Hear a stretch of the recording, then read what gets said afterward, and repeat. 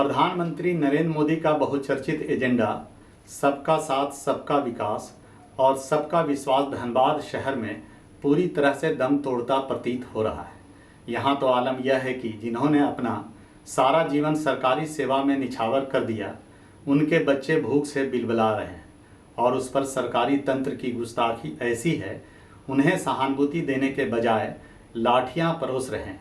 अंततः इस गुंडागर्दी के खिलाफ ऐसे भूखे बच्चों के एक बड़े समूह ने आत्मदाह कर लेने की धमकी दे डाली है। उल्लेखनीय है कि माडा में दिन रात अपनी सेवा देकर सेवा अवधि में दिवंगत हो चुके कुछ कर्मचारियों के बच्चों ने अनुकंपा के आधार पर साल भर पहले नौकरी की मांग की थी।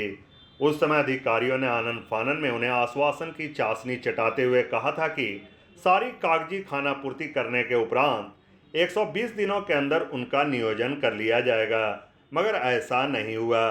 विरोध में इन बेबस बच्चों ने आंदोलन का रास्ता अख्तियार कर लिया और नगर निगम का कार्यालय के समक्ष अनिश्चितकालीन धरना पर बैठ गए। सरकारी तंत्र की उदासीनता और अफसरों की लापरवाही का नज़ारा यह है कि इन धरनार्थियों को धरना देते हुए 1 साल से अधिक हो गए, लेकिन किसी के कानों पर जूं तक नहीं रेंगी।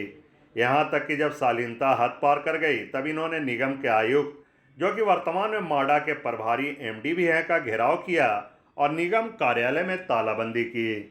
ये लोग धरना पे बैठे हुए थे, कल वार्ता करने गए तो ऐसा नौबत आया, मारपीट तक का नौबत आ गया। देखिए, ये सरकार के सहयोग से नगर आयुक्त जो हैं माडा कर्मियों के मृत कर्मियों के अस्तित्व पर एकदम सरासर अन्याय कर रहे हैं और ये गुंडागर्दी पर उतर आए हैं। तो मैं नगर आयुक्त को चेतावनी देना चाहता हूँ कि नगर आयुक्त संभल जाइए।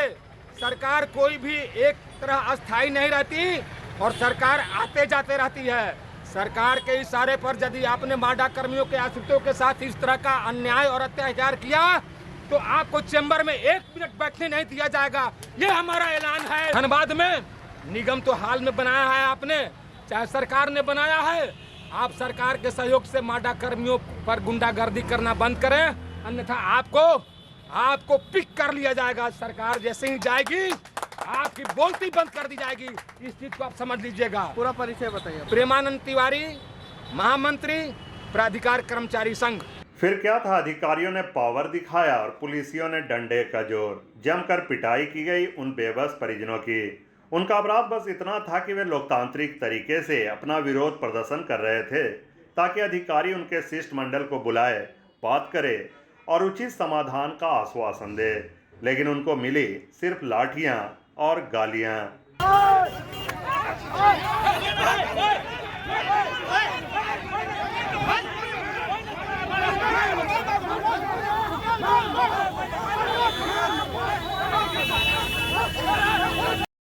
ऐसे में इन बेबस बच्चों ने अंतिम कदम उठाया और आत्मदाह करने का ऐलान कर दिया है।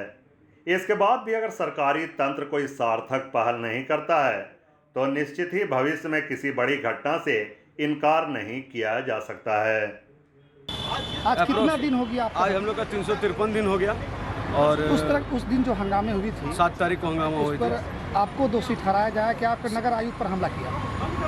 आप अगर जान सकते हैं, हम लोग 353 दिन से बैठे हुए हैं। अगर 353 दिन से हम लोग बैठे रहते, अगर किसी तरह का हम लोग को कुछ करना रहता तो हम लोग पहले भी कर सकते थे।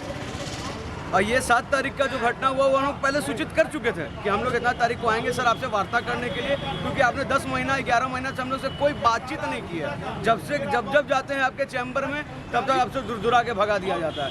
आप कभी भी झमाटा ऑफिस में बैठे नहीं। आप झमाटा के भी प्रभारी हैं, एमडी हैं। आप हफ्ता में 1 दिन 2 दिन 3 दिन बैठ सकते हैं, लेकिन आप वो भी नहीं बैठे। जब से आप ज्वाइन किए तब से आप बैठे ही नहीं हैं झमाटा। वो निगम में आयुक्त भी है ना, तो निगम में ही बैठते हैं। कभी हम लोग वहाँ का कोई आदमी चल जाए, माडा का भी स्टाफ लोग जाते हैं, कभी कभी बोलते हैं कि हम लोग भी जाते हैं, हम लोग को भी भगा देते हैं। स्टाफ लोग जो अभी कार्यरत हैं, हम लोग तो आश्रित हैं, अभी अनुकंपा मांग लेकर हैं, जो जा रहे हैं उनको भी भगा देते हैं। उन्होंने कहा कि जो झमाड़ा के मृत कर्मचारी के आश्रय उन्होंने हंगामा जो किया है, हंगामा नहीं, उसको लेकर के निगम कर्मी हटा देते हैं। निगम कर्मी को तो ही नहीं पता है सर। आप बहुत सारे प्रेस वाले भी गए तो वो पूछ रहे, उनको पता ही नहीं हम लोग क्यों बैठे हुए हैं। इस पूरे मामले में सरकारी तंत्र की चुप्पी और अधिकारियों की हठधर्मिता तो उजागर हो ही रही है। ताज्जुब इस बात पर भी है कि जिले के जनप्रतिनिधियों ने भी अपनी जिम्मेवारी निभाने में कोई अहम भूमिका नहीं दिखाई है। ऐसे में अब इन बच्चों का भगवान ही मालिक है।